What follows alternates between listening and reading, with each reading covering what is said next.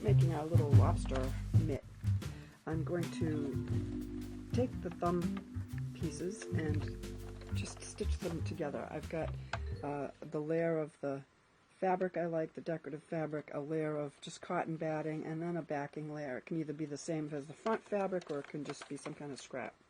It's going to be the inside of the mitt. So I just want to hold them together with a little scant 1/4 inch seam so that they don't shift around while I'm putting the mitt together. So I've held it together, and now it's time to bind this edge. This is the edge that you see when it's in the mitt. I just want to trim it first before I put the binding on it. So I'm going to take my binding and I'm going to put my mitt piece, the straight edge, in there right up to where the fold is, and I'm going to fold it over. I'm just going to slide this in under my foot and stitch really close to that folded edge.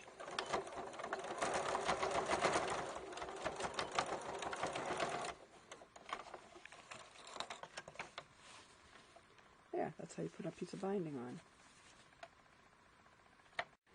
Now to put it all together, I take my A piece of decorative fabric and I take my Insul-Bright batting and I take my lining fabric and I layer them together so that the wrong side is against the Insul-Bright, and same thing with the lining, the wrong side is against the Insul-Bright. And then I put my pieces on the ends at a little bit of an angle and pin it.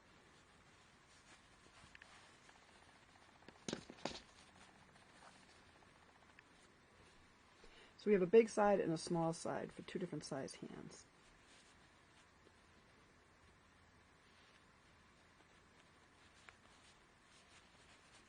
And then I'm going to just baste all the way around to hold the layers together before I go and add my binding. When I add my binding, I'm going to take the beginning of my binding piece, I'm going to open it up, and I will fold the inside to the wrong side to give me a nice clean edge. I'm going to start on the side of the mitt that does not have the pockets on one of the flat sides, and I'll start stitching down the binding all the way around the edge. And while I'm easing around this corner, I'm trying to do a 1/4 inch seam, or actually stay on that fold that I had done on the binding. But to ease the corner, it might be easier for you if you do a little snip on the binding every inch or so, but not past the fold. And then that way, when you go to turn the corner, it spreads out a little better and it'll turn a little easier.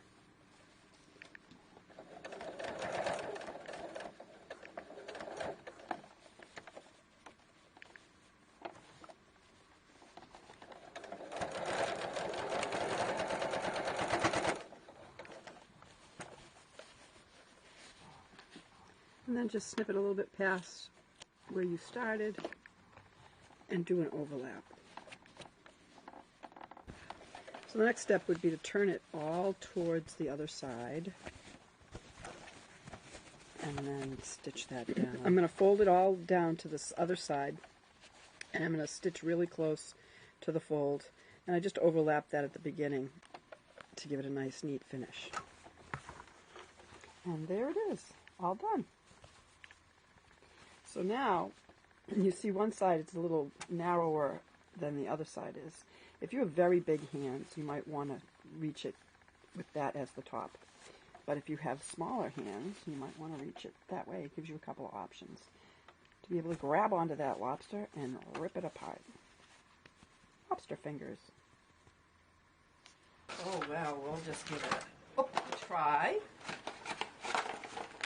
How is that? Is it hot? No, it's not. It's excellent. It's so easy. Wow, that is really cool, actually. It's cool. It's Is this how you do it? This is how you do it. The lobster fingers. These. Oh, these are great. So it's not great? You're not burning your hands, are you? Rip that one right now. But I didn't that's check on what he was perfect. doing. Found out he had the Happy Father's Day. Thank you. when he was off. Bye.